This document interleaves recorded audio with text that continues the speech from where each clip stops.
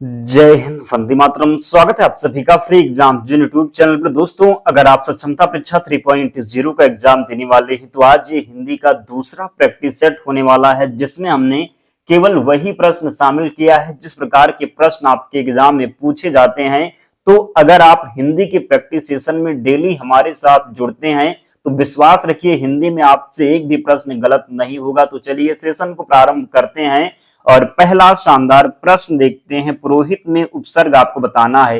पुरोहित में उपसर्ग बताना है। पुरा होगा, पुर होगा, पुरुष होगा या फिर पुरा हो जाएगा। तो पुर में विसर्ग लगेगा क्या? तो पुर में विसर्ग लग करके पुरा जो है पुरोहित में उपसर्ग हो जाएगा। ध्यान रखेंगे क्या हो जाएगा। तो डी ऑप्शन का चयन जिसने भी किया है सही उत्तर हो जाएगा। अगला प्रश्न है, अवनत शब्द में प्रयुक्त उपसर्ग है, आपको बताना है अवनत शब्द में क्या उपसर्ग लगा हुआ है। नत है, अवन है, अव है या फिर आ है। तो अवनत में अ उपसर्ग है, क्या है? तो अवनत शब्द में अ उपसर्ग सही उत्तर हो जाएगा। ध्यान रखेंगे। नेक्स्ट है, सावधानी शब्द में प्रयुक्त प्रत्यय आपको बताना है। तो उपसर्ग जो होता है मैंने बताया ही आपको आगे जुड़ता है और जो प्रत्यय होता है ये शब्द के पीछे जुड़ता है। तो यहां पर सावधानी में आपको प्रत्यय बताना है। ई होगा, आनी होगा, धानी होगा या फिर ई हो जाएगा। तो यहां पर जो सावधान है क्या? तो सावधान जो है ये मूल शब्द है, क्या है? तो सावधान मूल शब्द हो गया। सावधान में ई प्रत्यय लग करके, क्या प्रत्यय लग करके? तो सावधान में ई प्रत्यय लग करके सावधानी हो गया है। तो यहां पर ई प्रत्यय है, क्या है? तो सावधानी में ई प्रत्यय, सावधान मूल शब्द है क्या? तो सावधान मूल शब्द है, ई प्रत्यय लग करके सावधानी हो गया है। तो गलती नहीं करेंगे, ध्यान रखना है। अगला है, इनमें से कौन सा भाववाचक संज्ञा है? मैंने कल ही आपको बताया था, प्रैक्टिस सेट 1 में ही हमने आपको बताया था कि संज्ञा के कितने भेद होते हैं। तो संज्ञा के 5 भेद होते हैं। कितने? तो संज्ञा के 5 भेद होते हैं। लेकिन जब पूछ लिया जाए कि उत्पत्ति के आधार पर संज्ञा के कितने भेद होते हैं तो 3 भेद होते। क्या? तो उत्पत्ति के आधार पर संज्ञा के 3 भेद होते। यहां पर भाववाचक संज्ञा पूछी गई है। श्याम होगा, पानी होगा, बचपन होगा या फिर नदी हो जाएगा। तो यहां पर भाववाचक संज्ञा किसे कहते हैं? जिसे आप छू नहीं सकते। क्या? तो जिसे आप छू नहीं सकते, केवल अनुभव कर सकते हैं। तो बचपन, बचपन कैसा था आप छू करके तो बता नहीं सकते, बचपन का केवल अनुभव कर सकते हैं कि हमारा जो बचपन था किस प्रकार का था। तो बचपन क्या है? ये भाववाचक संज्ञा है। आप एक बार खुद से सोचिए कि जिसे आप छू नहीं सकते वो भाववाचक संज्ञा है। यहां पर श्याम दिया हुआ है तो मैंने बताया आपको श्याम कोई नाम हो गया जो दुनिया में अकेला हो, जिसके जैसा और कोई ना हो, वो क्या होता है? तो व्यक्तिवाचक संज्ञा होता है। तो यहां पर श्याम जो है ये व्यक्तिवाचक संज्ञा हो जाएगा। नदी, तो हमने आपको बताया था जिसके जैसे और हो, जिसके जैसे और हो। तो नदी के जैसे तो कई सारी नदियां हैं, गंगा नदी, यमुना नदी, ब्रह्मपुत्र। तो एक प्रकार की कह सकते हैं कि जैसे नदी के जैसे कितनी नदी हो गई? बहुत सारी नदियां हो गई। जब एक के जैसे और मिल जाए तो वो क्या होगा? तो जातिवाचक संज्ञा हो जाएगा। क्या? तो जातिवाचक संज्ञा हो जाएगा। लेकिन यहां पर अगर नाम दे देता, क्या नाम देता? जैसे यमुना नदी, ब्रह्मपुत्र नदी, अगर नदी का नाम होता तो उसके जैसे और नदी तो नहीं है ना, उसके जैसे और नदी तो नहीं है। यमुना नदी अपने आप में अकेली है। तो क्या हो जाएगा? क्या हो जाएगा? तो वो व्यक्तिवाचक संज्ञा हो जाती। ध्यान रखना। लेकिन जब नाम ना दे, केवल नदी कह दे, तब जातिवाचक संज्ञा होगा। तो इस प्रकार आपको ध्यान रखना है, गलती नहीं करना है। अगला है, शिव का विशेषण क्या होगा? शिवेश होगा, शैल होगा, शैव होगा या फिर शंकर हो जाएगा। तो शिव का विशेषण शैव होता है, कई बार हमने बताया है। क्या हो जाएगा? तो शिव का जो विशेषण होता है ये शैव होता है। नेक्स्ट है, भूतकाल के कितने भेद होते हैं? भूतकाल के कितने भेद होते हैं? 3, 5, 6 या फिर 7। तो भूतकाल के 6 भेद होते हैं। कितने? तो भूतकाल के 6 भेद होते हैं। वर्तमान का पूछा जाए तो 5 और भविष्य का पूछा जाए तो 3। ध्यान रखना है, गलती नहीं करना है। नेक्स्ट है, इनमें से अपादान कारक की विभक्ति क्या है? कारक, कारक से प्रश्न पूछा ही जाएगा। तो थोड़ा ध्यान रखिए, आराम से सुनिए, आज के बाद आप कारक में गलती नहीं करेंगे, मैं दावे के साथ कहता हूं। अगर आप ध्यान पूर्वक सुनेंगे तो कारक पूछा जाए, कारक के कितने भेद होते हैं? तो कारक के जो भेद होते हैं ये 8 भेद होते हैं। कितने? तो कारक के 8 भेद होते हैं। पहले तो आपको कारक विभक्ति आपको ध्यान रखना है। जैसे कर्ता का जो होता है, कर्ता की कार्य विभक्ति ने होता है। कर्ता ने कर्म को, कर्म का क्या होता है? तो को होता है। कर्म को कर्ण से, कर्ण से, तो कर्ण का क्या होता? से होता है। अपादान का भी से होता है, ध्यान रखना है, अपादान का भी से होता है और कर्ण का भी से होता है। अभी हम आपको दोनों में अलगाव बताएंगे, क्या से कौन सा से होगा तब अपादान होगा और कौन सा से होगा तो कर्ण कारक होगा। तो कर्ता ने कर्म को कर्ण से अपादान के लिए अपादान से संप्रदान के लिए संबंध काकी के संबोधन हे अरे। तो इस प्रकार आपको कारक विभक्ति जरूर ध्यान रखना है। यहां पर इनमें से अपादान पूछा गया है तो अपादान का क्या होता है, से होता है। मैंने आपको बताया ही अपादान का क्या होता है तो से होता है, कर्ता का ने संप्रदान का के लिए और को कर्म को। लेकिन जब से का अर्थ अलगाव होगा, से का अर्थ अलगाव होगा तो वहां पर अपादान हो जाएगा। लेकिन जब से का अर्थ के द्वारा होगा तो कर्ण कारक होगा। ध्यान रखना है, गलती नहीं करना है। से प्रश्न आएगा, कर्म कारक भी दिया होगा और कहते हैं क्या अपादान कारक भी दिया होगा और कर्ण कारक भी दिया होगा। तो वहां पर आपको पहचानना होगा। तो अगर आपको ध्यान रहेगा तो आप गलत नहीं करेंगे। अगला है यथार्थ में कौन सी संधि है। यथार्थ में कौन सी संधि है आपको बताना है। तो यथार्थ संधि की बात करें तो संधि के कितने भेद होते हैं तो 3 भेद होते हैं। कौन कौन से तो आपको कमेंट करके बताना है। तो यथार्थ पूछा गया है तो यथार्थ किसका पार्ट है तो स्वर संधि का भाग है। किसका तो यथार्थ में कौन सी संधि है तो स्वर संधि है। स्वर संधि में कौन सी संधि हो जाएगी तो दीर्घ संधि। जब भी आपको बड़ा आ का मात्रा मिल जाए, बड़ी ई मिल जाए तो यहां पर देखो था में क्या लगा हुआ है, बड़ा आ का यानी दीर्घ आ का मात्रा लगा हुआ है तो यहां पर क्या हो जाएगा दीर्घ संधि हो जाएगी। वृद्धि में वृद्धि का भी आपको ध्यान रखना, जब अय हो जाए क्या जैसे अय यानी कि दीर्घ है कह सकते हैं मिल जाए वहां पर वृद्धि संधि। गुण संधि में क्या होगा तो ओ, क्या तो ओ का जब मात्रा मिल जाए तो वहां पर गुण संधि लगा देना। तो स्वर संधि, व्यंजन संधि और विसर्ग संधि, संधि के 3 पार्ट होते, ध्यान रखना है। अगला है निम्नलिखित में तत्सम शब्द का चयन कीजिए। तत्सम शब्द का चयन कीजिए, वर्षा, आंसू, हाथी या फिर बरात। तत्सम शब्द कल मैंने आपको बताया कि तत्सम शब्द संस्कृत के वह शब्द जो ज्यों के त्यों प्रयोग होते हैं वे तत्सम शब्द कहलाते हैं। कह सकते हैं कि संस्कृत के ही शब्द को तत्सम शब्द कहते हैं। इस प्रकार आपको ध्यान रखना है। तो यहाँ पर वर्षा जो दिया हुआ है क्या तो वर्षा जो हुआ दिया हुआ है ये संस्कृत का शब्द है तो ये तत्सम हो जाएगा। क्या हो जाएगा तो तत्सम हो जाएगा। नेक्स्ट है मतैक्य में कौन सी संधि है। तो अगर आप अभी सुने होंगे पिछले प्रश्न में अगर ध्यान से सुने होंगे तो आप तुरंत क्लिक करेंगे और आगे बढ़ेंगे। मतैक्य मैंने आपको बताया जब अय का मात्रा मिल जाए क्या तो जब अय का मात्रा मिल जाए आराम से लगाइए। क्या क्या लगाना है, क्या बताया था अभी आपको हमने, वृद्धि संधि और आगे बढ़िए, 1 नंबर अपना पक्का करिए। गुण संधि में क्या लगाना है जब ओ का मिल जाए क्या तो जब ओ का मिल जाए ध्यान रखना है। दीर्घ में आ हो जाए, दीर्घा हो जाए, दीर्घ ई हो जाए, ध्यान रखना है। अगला है और जिन प्यारे दोस्तों ने अब तक वीडियो को लाइक नहीं किया है तो आप सभी से विनम्र निवेदन है कि वीडियो को लाइक जरूर कर दें और चैनल को सब्सक्राइब कर लेंगे। बहुत मेहनत लगती है, बहुत मेहनत लगती है कि एक एक प्रश्न को कलेक्ट करने में फिर वीडियो बनाने में। तो हम भी चाहते हैं कि आप भी हमारा सहयोग करें ताकि हमारा मोटिवेशन बना रहे। तो प्लीज सभी से विनम्र निवेदन है कि जल्दी से वीडियो को लाइक कर दीजिए और चैनल को जरूर सब्सक्राइब कर लें। अगर आपको वीडियो अच्छी लगी तो कमेंट करके, एक प्यारा सा कमेंट करके जरूर बताएं। तो हिंदी किस भाषा परिवार की भाषा, द्रविड़ है, चीनी तिब्बती है, भारोपीय है या फिर राष्ट्रीय है। तो हिंदी जो है ये भारोपीय परिवार की भाषा किसकी है तो हिंदी किस परिवार की भाषा है तो भारोपीय परिवार की भाषा है हिंदी। नेक्स्ट है हिंदी भाषा का जन्म हुआ था, आपको बताना है कि हिंदी भाषा का जन्म किससे हुआ है। लौकिक संस्कृति से, वैदिक संस्कृति से, पाली से, प्राकृत से या फिर अपभ्रंश से। तो जो भाषा का विकास क्रम है अगर आपको ध्यान रहेगा तो इस प्रकार के जब प्रश्न पूछे जाएंगे तो आप गलत नहीं करेंगे। तो सबसे पहले जो भाषा है यानी किस भाषा को सबकी जननी कहा जाता है तो संस्कृत भाषा को, संस्कृत भाषा। संस्कृत बाद में किसका विकास हुआ तो संस्कृत के बाद में पाली, पाली से प्राकृत, प्राकृत से क्या हो जाएगा अपभ्रंश, अपभ्रंश से अहट, अहट के बाद में क्या आया तो हिंदी भाषा का विकास हुआ। तो हिंदी भाषा का जन्म किससे हुआ तो हिंदी भाषा का जो जन्म हुआ ये अपभ्रंश से हुआ। किससे हुआ तो हिंदी भाषा का जन्म सबसे पहली भाषा संस्कृत, फिर पाली, प्राकृत, फिर अपभ्रंश। तो इस प्रकार आप ध्यान रखेंगे, गलती नहीं करेंगे। नेक्स्ट है शुद्ध वर्तनी का चयन कीजिए। कृपा होगा, कृपा, कृपा। तो कृपा कई बार आपने लिखा होगा, कृपा जब आप कई बार लिखा होगा, बचपन से लिखते आए होंगे। कैसे लिखा जाता है, ऐसे लिखा जाता है। कैसे तो राइट आंसर यहाँ पर क्या हो जाएगा तो वी ऑप्शन का चयन जिसने भी किया है सही उत्तर हो जाएगा। आसान प्रश्न था तो उम्मीद करेंगे कोई भी गलत नहीं करेगा। अगला है जाके पाव न फटे विवाही, सो क्या जाने पीर पराई। यानी कि जिस पर बीतती है वही जानता है। क्या होता है कि जिस पर बीतती है वही जानता है। जब आप असफल हो जाते हैं तो जो असफलता का दर्द होता है वो केवल आप ही महसूस कर सकते हैं। सामने वाले को कोई फर्क नहीं पड़ता कि क्या हुआ, आपने कितनी मेहनत की, कितनी रात आप जागे, कुछ मायने नहीं रखता, सफलता ही देखी जाती है। इसलिए कहते हैं कि जिसके पांव न फटे विवाई, वो क्या जाने पीर पराई। जिसके ऊपर बीतती है वही जानता है। दूसरे के कष्ट को अनुभव करना, कठोर होना या फिर दयालु होना। तो आसान है, गलत करेंगे नहीं। जिसके ऊपर बीतती है वही जानता है। क्या होगा?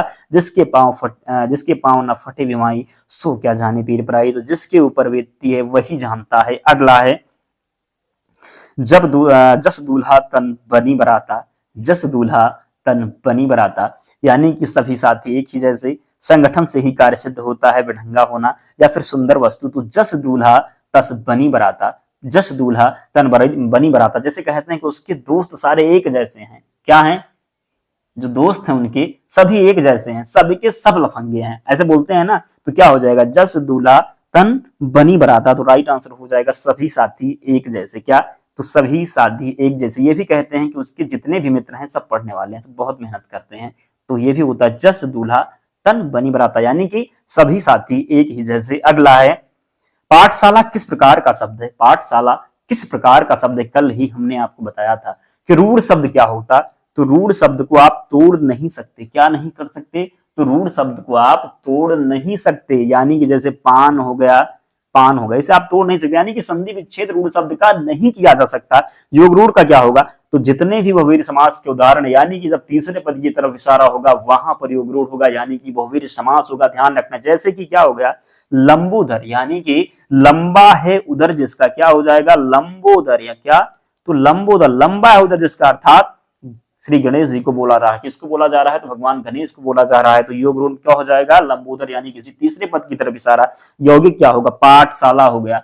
जब दो शब्दों से मिलकर बना हो, क्या? जब दो शब्दों से मिलकर बना हो उसे यौगिक। यौगिक मतलब क्या होता है? जोड़ना।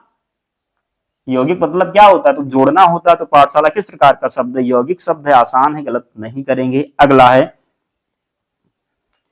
का वर्ण किसके योग से बना है? का वर्ण किसके योग से बना है? जा में हलंत लग के धन फिर यहां हो जाएगा। तो आपको बताना है का वर्ण किसके योग से बना है। तो का में हलंत लगेगा। क्या? का में हलंत, प्लस का चिन्ह लगाएंगे, कह सकते हैं। फिर क्या होगा? तो आ होगा। क्या? तो आ होगा। तो यहां पर जो राइट आंसर हो जाएगा डी हो जाएगा। क्या? तो का वर्ण किसके योग से बना है? तो आप गलती नहीं करेंगे। नेक्स्ट है, ऊष्म और संयुक्त किसके प्रकार हैं? व्यंजन, स्वर, ए और वी दोनों, या फिर इनमें से कोई नहीं। तो 18 का जो राइट आंसर हो जाएगा ऊष्म और संयुक्त। तो संयुक्त व्यंजन कितने होते पता है आपको? क्या? संयुक्त जो होते क्या? तो छा, त्रा, ज्ञा और स्रा। छा कौन कौन से हो गए? छा, त्रा, ज्ञा और स्रा, ये चार संयुक्त व्यंजन हैं। ऊष्म की बात करेंगे तो चार ऊष्म है, तीनों सा हो गया और क्या? तुहा हो गया। ये चार क्या है? तो संयुक्त ऊष्म व्यंजन है। और संयुक्त क्या है? तो छात्रा, ज्ञा और स्रा। ऊष्म और संयुक्त को मिलाकर के कुल कितने हैं? तो 8 है। तो ऊष्म और संयुक्त क्या है? तो ये व्यंजन है। क्या है? तो व्यंजन है, ध्यान रखना है। नेक्स्ट है, स्पर्श व्यंजन कितने प्रकार के होते हैं? 15, 20, 24 या फिर 25। स्पर्श व्यंजन कितने प्रकार के होते हैं? 15, 20, 24 या फिर 25। तो स्पर्श जो व्यंजन होते हैं 25 हैं। कितने हैं? तो 25 है। ये प्रश्न हूबहू मिलेगा और सही करेंगे आप। तो स्पर्श व्यंजन कितने प्रकार के होते हैं? तो 25 इसका राइट आंसर है। नेक्स्ट है, सा कौन सा व्यंजन है? तो अभी आपको हमने बताया, इसीलिए कहता हूं कि ध्यान से सुनने की जरूरत है, तुरंत आपकी परीक्षा होगी। अगला ही प्रश्न मिलेगा जिसमें हमने जो बताया है उसका आंसर आपको देना होगा। तो सा क्या है? मैंने आपको बताया तीनों जो सा है ये हो गया, यानी कि जो तीनों सा है, क्या? जो तीनों सा है और एक हा हो गया, ये क्या है? ये ऊष्म व्यंजन है। क्या है? तो ऊष्म व्यंजन है। तो राइट आंसर यहां पर जो हो जाएगा क्या? तो सा कौन सा व्यंजन है? तो ऊष्म व्यंजन। संयुक्त व्यंजन हमने आपको बताया कितने? तो 4, छा, त्रा, ज्ञा और स्रा जो है ये क्या है? तो ये जो है संयुक्त व्यंजन है। अंत्यस्थ की बात कर लें तो या, रा, ला और वा, या, रा, ला, वा, यानी कि चार जो है ये अंत्यस्थ व्यंजन भी हैं, ध्यान रखना है। नेक्स्ट है, इनमें से किस शब्द में वर्ण संबंधी अशुद्धि है? अनाधिकार, अनुकूल, अमरूद या फिर स्थान। इनमें से किस शब्द में वर्ण संबंधी जो है अशुद्धि है?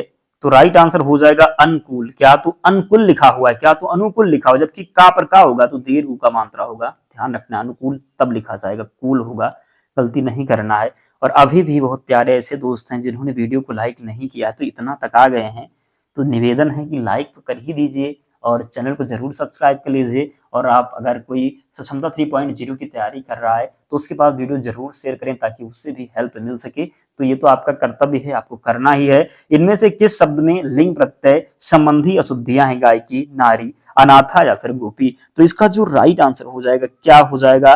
तो नारी हो जाएगा, क्योंकि रा पर क्या होगा? तो दीर्घ ई होगा। क्या? तो दीर्घ ई का मात्रा होगा। कैसे लिखा जाएगा? तो इस प्रकार लिखा जाएगा। नेक्स्ट है, इनमें से किस शब्द में हलंत संबंधी अशुद्धियां नहीं है? भविष्यत, श्रीमान, सचित, बुद्धिमान। बताना है आपको इनमें से किस शब्द में हलंत संबंधी अशुद्धियां नहीं है। तो राइट आंसर यहां पर हो जाएगा बुद्धिमान। क्या? तो बुद्धिमान इसका सही उत्तर हो जाएगा। नेक्स्ट है, इनमें से किस शब्द में चंद्र बिंदु संबंधी अशुद्धियां हैं? अंगना, पहुंच, दांत या फिर चांद। तो इनमें से किस शब्द में चंद्र बिंदु संबंधी अशुद्धियां हैं? तो राइट आंसर यहां पर जो हो जाएगा पहुंच हो जाएगा। क्या? तो पहुंच हो जाएगा। लगेगा तो चंद्र बिंदु लगेगा यहां पर। नेक्स्ट है, इनमें से योजक चिन्ह कौन सा है? योजक चिन्ह कौन सा है? चिन्ह से भी प्रश्न पूछा जाता है। विराम चिन्ह हो गया, विराम चिन्ह से प्रश्न पूछा ही जाता है। तो इनमें से योजक चिन्ह, तो योजक ऐसे एक डंडा होता है। क्या? ऐसे होता है। क्या? तो ऐसे जो है ये लिखा हुआ है बी ऑप्शन में। क्या है? योजक चिन्ह है। क्या है? तो योजक चिन्ह। ये क्या है जो खड़ा है? ये जो है ये पूर्ण विराम है। क्या है? तो पूर्ण विराम है। क्या? तो पूर्ण विराम है। ये क्या है? तो ये अल्प विराम है। क्या है? तो ये अल्प विराम है। लेकिन इसी के साथ अगर ऐसे कर दिया जाए तो ये क्या है? ये जो है ये अर्ध विराम हो जाएगा। तो जो है विराम चिन्ह आपको ध्यान रखना है, प्रश्न पूछा ही जाता है। नेक्स्ट है, इनमें से कौन सी जातिवाचक संज्ञा से भाववाचक संज्ञा बनाया गया है? जातिवाचक संज्ञा से भाववाचक संज्ञा बनाया गया। बुढ़ापा, अपनापन, सजावट या फिर कठोरता। तो राइट आंसर इसका क्या हो जाएगा? तो बुढ़ापा हो जाएगा। क्या? तो बुढ़ापा हो जाएगा सही उत्तर। अगला है, इनमें से कौन सी शब्द समूहवाचक संज्ञा? समूहवाचक यानी कि पूरा समूह का जो बोध कराए। सभा, मिठास, सोना या फिर इनमें से कोई नहीं। तो सभा में कोई एक लोग तो होगा नहीं। जब सभा जब लगेगी तो सभा लगेगी तो उसमें बहुत सारे लोग होंगे। तो जब बहुत सारे लोग हो गए तो पूरा समूह हो गया, तो समूहवाचक संज्ञा हो गया। क्या? तो इनमें से कौन सी शब्द समूहवाचक संज्ञा है? तो सभा है। नेक्स्ट है, इनमें से कौन सी शब्द पुल्लिंग है? कौन सी शब्द पुल्लिंग है? गिलास, अदालत, ए और वी दोनों या फिर इनमें से कोई नहीं। इनमें से कौन सी शब्द पुल्लिंग है? गिलास, अदालत, ए और वी दोनों या फिर इनमें से कोई नहीं। तो राइट आंसर इसका क्या हो जाएगा? पुल्लिंग है। कहते हैं गिलास गिर गया, गिलास गिरा और टूट गया, गिलास टूट गया। तो क्या हो गया? आप ई प्रत्यय लगा करके देख सकते हैं, रहा है रही ही लगा करके देख सकते हैं, अच्छा अच्छी लगा करके देख सकते हैं कि स्त्रीलिंग है या फिर पुल्लिंग है। तो गिलास टूट गया, ये क्या है? पुल्लिंग है। अदालत लग गई, यानी अदालत जो है ये स्त्रीलिंग है। क्या है? तो स्त्रीलिंग है। अगला है, निम्नलिखित में से किस वाक्य में अकर्मक क्रिया है? राम पत्र पढ़ता है, मैं बालक को जगवाता हूं, गेहूं पिस रहा है, मदन गोपाल को हंसा रहा है।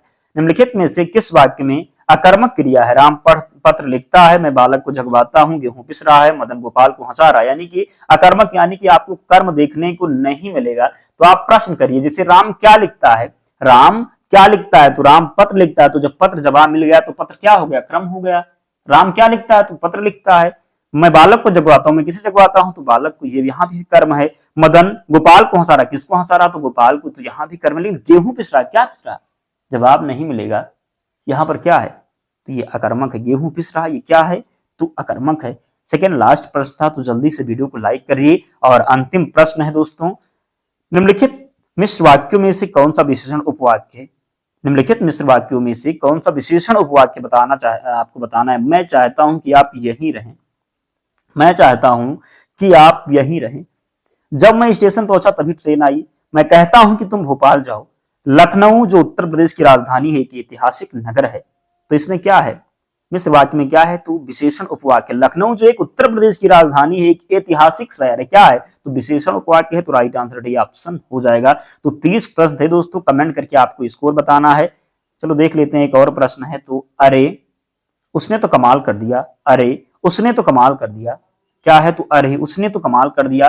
तो इसका जो आंसर है आपको कमेंट बॉक्स में बताना है। किसमें? तो कमेंट बॉक्स में बताना है, अरे उसने तो कमाल कर दिया। तो इसका सही उत्तर आपको कमेंट करके बताना। ये आपके लिए प्रश्न 31 जो प्रश्न है ये आपके लिए है। तो जिसका आंसर हम देखेंगे कमेंट बॉक्स में कौन कौन आंसर कर रहा है, तो कमेंट करके जरूर बताना। और स्कोर बताना कि 30 प्रश्नों में आपका स्कोर क्या रहा, कितने प्रश्न आप सही करके आए हैं इस वीडियो में, इस क्लास में आपके कितने प्रश्न सही हुए, कमेंट करके बता करके ही जाना है। पीडीएफ के लिए टेलीग्राम चैनल से जुड़ जाना, लिंक डिस्क्रिप्शन बॉक्स में, या फिर आप टेलीग्राम पर जाएंगे और वहां पर सर्च करेंगे फ्री एग्जाम जोन, चैनल मिल जाएगा, ज्वाइन हो जाना। वहां पर आपको सारी पीडीएफ मिल जाएगी। तो मिलते हैं नेक्स्ट वीडियो में, तब तक पढ़ते रहिए, ध्यान रखिए अपना, स्वस्थ और सुरक्षित रहिए। जय हिंद।